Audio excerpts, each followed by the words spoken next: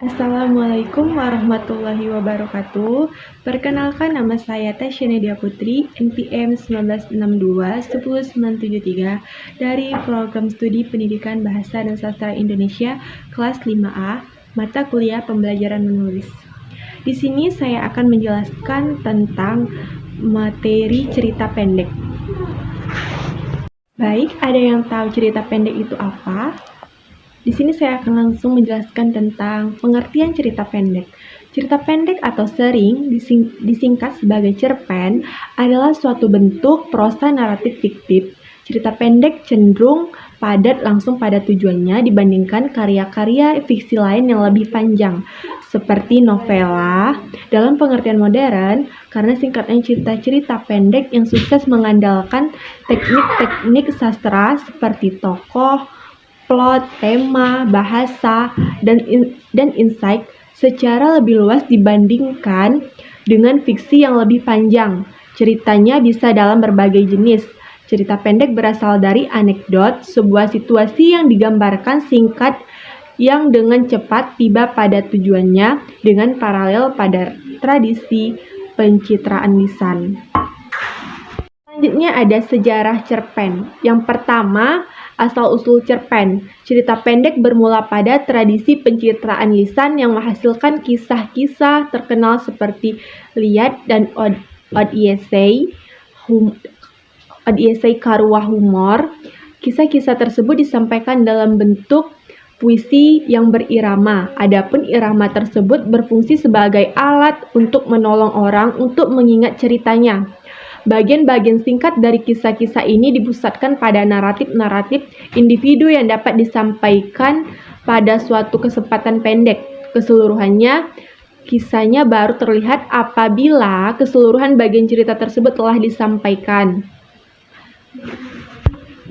Yang kedua, cerita-cerita pendek modern. Cerita-cerita pendek modern muncul sebagai genrenya sendiri pada awal abad ke-19. Contoh-contoh awal dari kumpulan cerita pendek termasuk dongeng-dongeng Grimm bersaudara 1824 sampai 1826. Selanjutnya ada ciri-ciri cerpen. Yang pertama, isinya cenderung kurang kompleks. Yang kedua, fokus cerita terpusat pada suatu kejadian. Yang ketiga, hanya menggunakan satu alur cerita yang rapat. Dan yang keempat, ada tokoh dalam cerpen sangat terbatas dan diluas secara sekilas. Yang kelima, setting yang digunakan biasanya tunggal. Dan yang keenam, tempo waktunya relatif pendek. 7, menampilkan konflik yang tidak menimbulkan perubahan nasib pada tokohnya. Selanjutnya saya akan menjelaskan tentang jenis-jenis cerpen. Yang pertama, jenis cerpen berdasarkan jumlah katanya. Berdasarkan jumlah katanya, cerpen dapat menjadikan 3 tipe. Yang pertama, cerpen mini atau flash, cerpen dengan jumlah kata antara 750 sampai 1000 buah. Yang kedua, ada cerpen yang ideal, cerpen dengan jumlah kata antara 3000 sampai 4000 buah. Dan yang ketiga, ada cerpen panjang, cerpen yang jumlah katanya mencapai angka 10.000 buah. Yang kedua, jenis cerpen berdasarkan teknik mengarangnya. Yang pertama, ada cerpen sempurna atau well-made short story. Cerpen yang terfokus pada suatu tema dengan plot yang sangat jelas dan ending yang mudah dipahami. Yang B, cerpen tak utuh atau slice of life short story.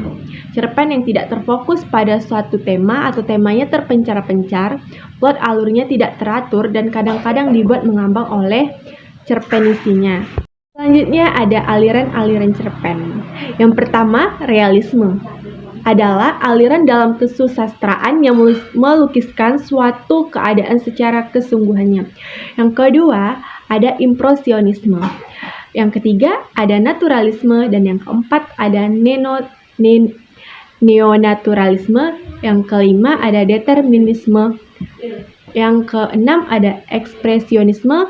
Dan yang ketujuh, ada romantisme. Dan yang kedelapan, ada idealisme. Dan yang terakhir, ada surrealisme. Selanjutnya ada struktur cerpen. Ada yang tahu struktur cerpen seperti apa? Baik, di sini saya akan menjelaskannya. Yang pertama ada abstrak. Apa yang dimaksud dengan abstrak? Abstrak merupakan ringkasan atau inti dari cerita pendek yang akan dikembangkan menjadi sebuah rangkaian-rangkaian seperti peristiwa atau bisa juga sebagai gambaran awal dalam cerita.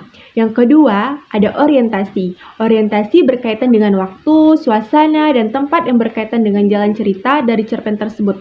Yang ketiga, ada komplikasi. Komplikasi berisi urutan kejadian-kejadian yang dihubungkan secara sebab dan akibat. Yang terakhir, ada evaluasi. Evaluasi yaitu struktur konflik yang terjadi dan mengarah pada klimaks serta sudah mulai mendapatkan penyelesaiannya dari konflik yang terjadi tersebut. Menjelaskan tentang unsur-unsur cerpen. Yang pertama ada tema. Ada yang tahu tema? Tentunya tahu dong. Tema itu gagasan yang menjelaskan struktur isi cerita. Yang kedua tokoh. Tokoh ialah pelaku pada sebuah cerita. Tokoh yaitu individu rekaan yang mengalami insiden dalam cerita.